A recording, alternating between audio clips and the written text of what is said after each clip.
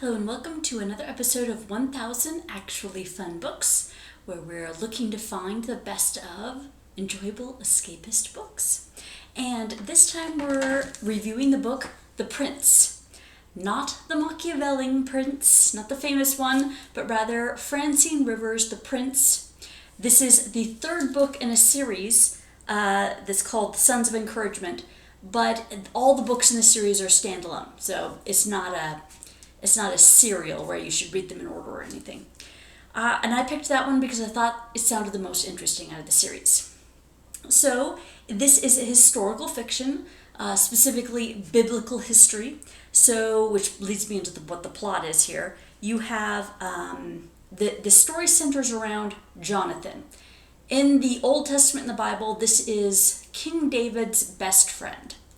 And his story in the Bible is in 1st and I think also 2nd Samuel. And historical fiction. It's a novella. It's only 200 pages. You can kind of see it's pretty short. And there's a little bit in the back that could be a study guide for people who wanted to use it that way. I think it was probably designed to be read as a fictionalized account of a biblical story, and I guess I'll tell you I don't think it did a very great job, but let me get onto it a little bit more. So the plot, in case you're not familiar, Prince Jonathan is King Saul's son. King Saul is the first king of Israel in the Bible, and Jonathan is the heir apparent, but God rejects Saul because he does a lot of things that God doesn't approve of, and calls David to be the next king, and Jonathan supports this. Saul does some crazy things, like he's bipolar or something. I don't know, he lost his mind. I have no idea.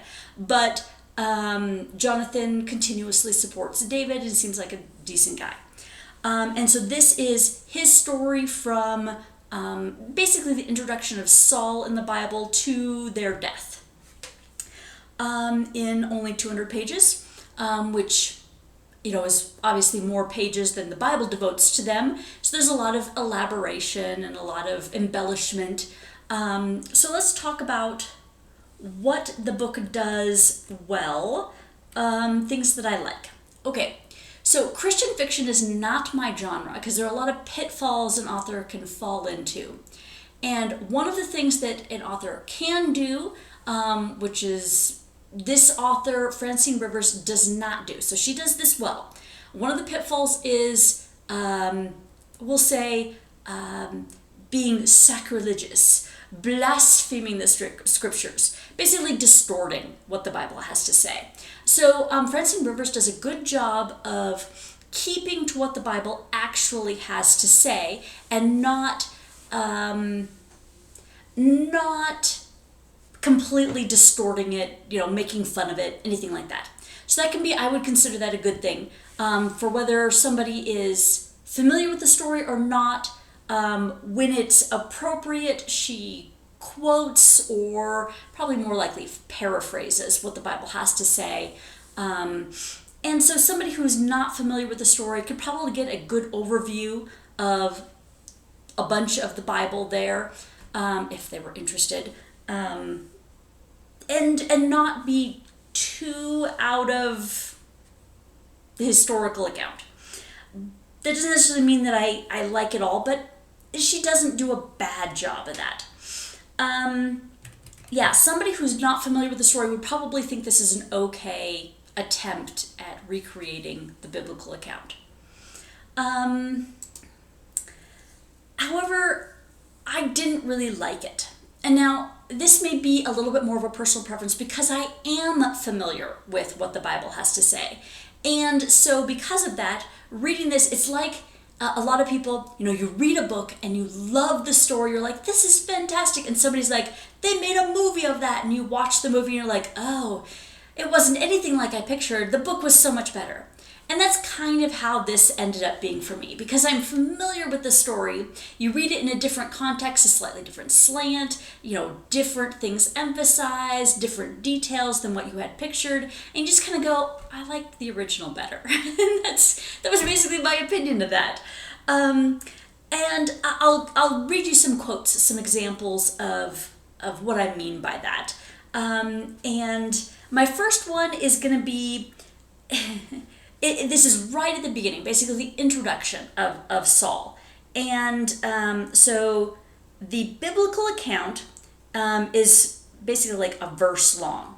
It says, "Now the donkeys of Kish, Saul's father, were lost. So Kish said to his son Saul, 'Take one of the young men with you. Arise, go and look for the donkeys.' And he went." So it's a single verse of the Bible. It's 1 Samuel 9:3. And the author uses that to make an entire chapter, section, whatever, about what's happening there. And now that's reasonable, I would say, for an author to do that, because that's not a lot of details there. You only know a couple things. You know the name of Saul's father. Donkeys were lost, and that Saul's father initiated the idea of Saul, go search for them. And you have that Saul went. Okay, what you don't get is why the donkeys were lost. Why did Kish ask Saul to do it? What was the tone of voice in that request? What was Saul's attitude about having to go do this? What was he thinking? You don't know any of that, right? So the author has a lot of leeway to make a lot of assumptions or, make it a more detailed story going to this. So I just wanted to give you an example of how the author went about doing this. This is just on page 2 through page 4 or 5. I'll skip some of it. But Saul! At the sound of Kish's angry shout, Saul removed his arm from around Jonathan's shoulder and stood. "What now?" he grumbled. "I'm here." Jonathan's grandfather strode across the partially plowed field, his fine robes billowing about him, the red tinge of his cheeks betraying his temper. His younger sons scattered like chaff before a strong wind, leaving Saul alone to face their father. Saul came out from the shade. "What's the matter?" His question fanned the flames. "What's the matter? You have to ask me?" Saul's face darkened. "If I knew, I wouldn't ask. You're out here sitting in the shade and my donkeys are missing." "Missing?" Saul frowned and looked off toward the hills. "Yes, missing! Have you no ears that you can hear?" "I told Misha to watch over the donkeys."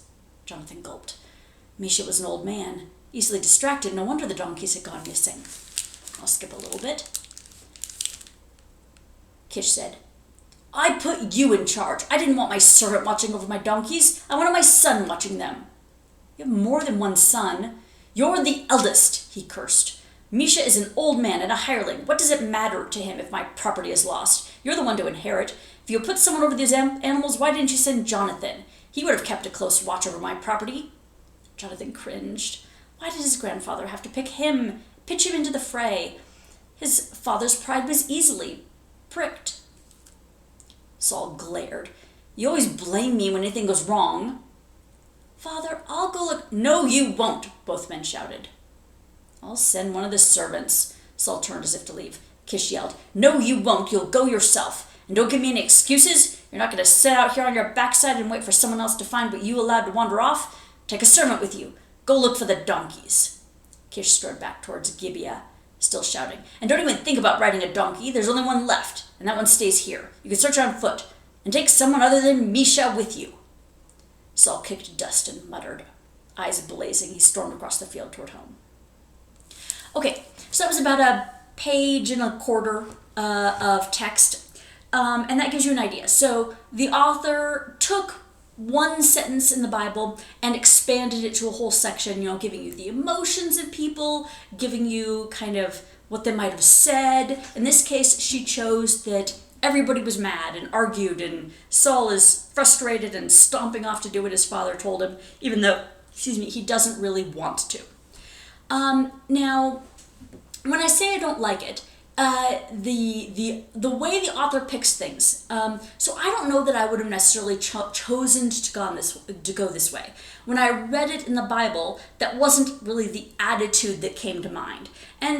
But the Bible doesn't tell you what was going on. So the author is perfectly valid in picking this. But I didn't necessarily sit there and go, wow, I just feel so much closer to the characters because of this. It was just kind of like, okay, well, maybe they were that way, but nah.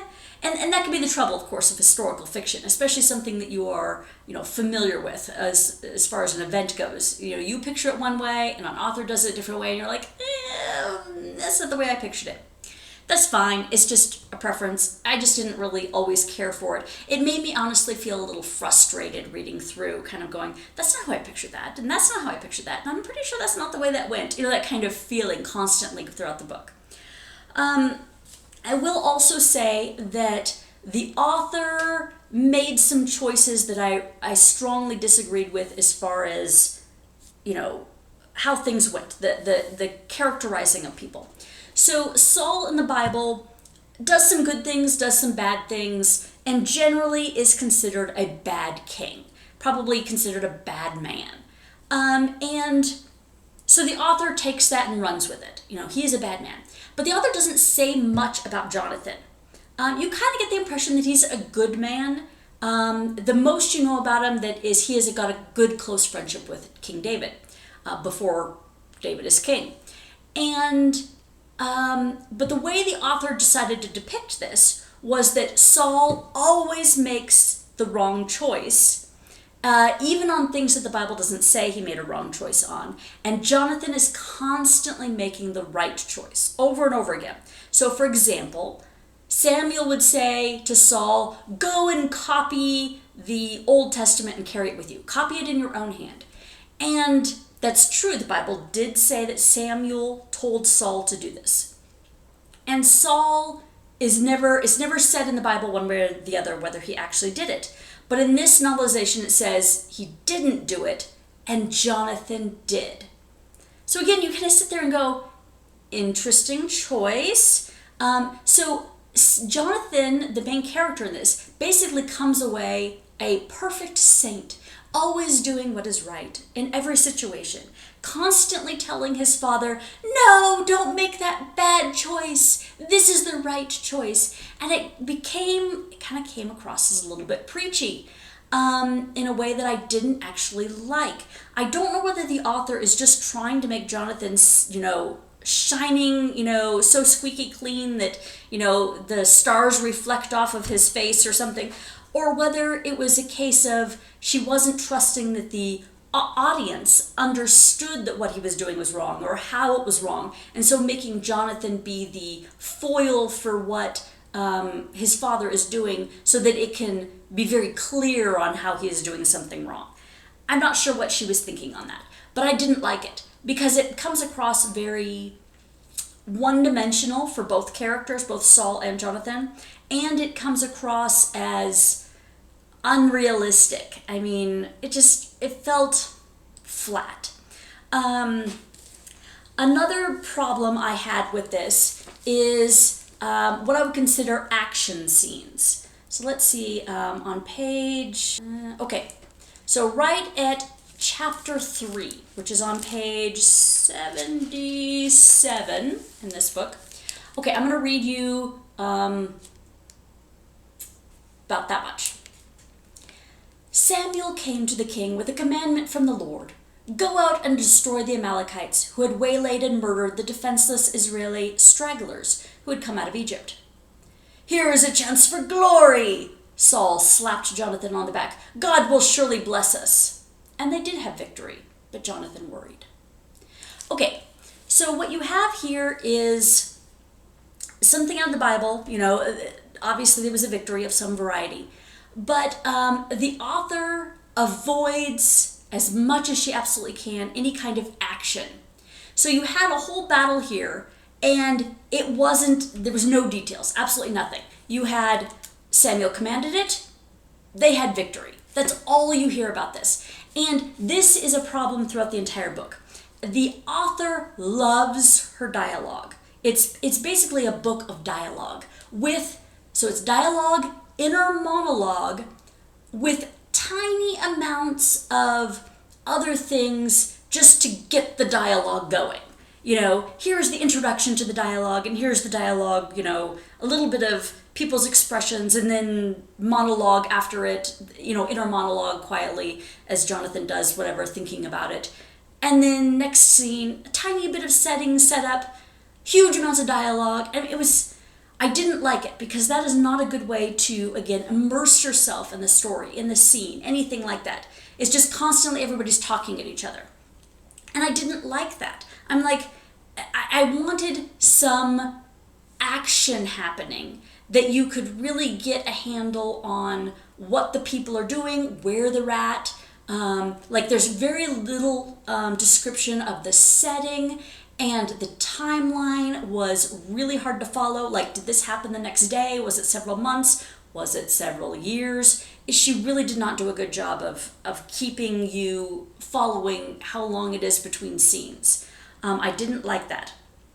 Okay, so overall, I felt I ended up deciding I did not like this book. I'm going to put it in my Hall of Disappointment. It's not horrible. Like, I wouldn't just go out of my way and say, never read this. But for somebody who is familiar with the Bible, I don't think you will like it. For somebody who's not familiar with the Bible, who wants to know something about the Bible, you probably find it okay, is maybe trying to figure out what the Bible had to say about these characters and this setting and this time frame. But I don't think that you would come away going, wow, I just really liked that. Or that, really made me want to read more or anything. I mean, I read this one little novella out of her series, and I have no interest in reading anymore. And I really don't have a lot of interest in reading more about this author. I know she is considered one of the best sellers of Christian fiction, but I was not impressed. And it could be that this is just a novella, and so she shortened out and cut out everything that would be, the things that would really make you interested in the characters and fall in love with the story and the setting and all that kind of stuff. Maybe she just tried to trim it down so far that there's just nothing of interest left. I don't know. Anyway, I'm going to give it a thumbs down. I didn't like it. That's all I can say about it. So I'm sorry, but that's life. On to part 2.